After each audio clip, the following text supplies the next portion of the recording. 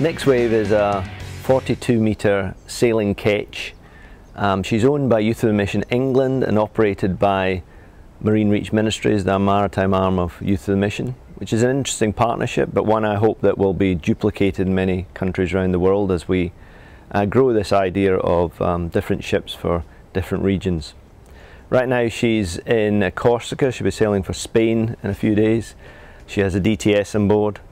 And over the last 2.5 years we've been operating her. She's sailed all the way from the UK right through to the Black Sea. Ukraine's the furthest east she's been, and all the countries in southern Europe. It's been an incredible time. We've learned a lot. We've had a lot of outreaches. And we're really, I think, now starting to find our feet and find out exactly what God is really wanting us to do in a deep way. Starting at the beginning of this year of 2009, my youngest son led an outreach team to the Next Wave when she was in Sicily, and we were just staggered about the impact we were having on the churches there.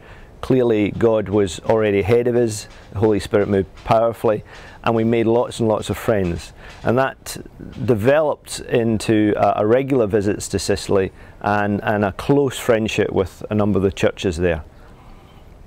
We hope now, in fact we're planning now, to do a large tour of Sicily May, June and July of 2010, which will take in the partnership with about 200 churches. We're excited about this because it gives a great opportunity for us to really make an impact on an area that is inviting us in, is inviting Youth of the Mission in to try and inspire the young people to come back to the church. A common problem, but in southern Europe a real big one. How do we get the young people back in the church? How do we get fire back in churches that for a long time have been slowly dying, if we're honest? They believe, the pastors there, that the partnership we've had is really sparking something, and we believe it's true.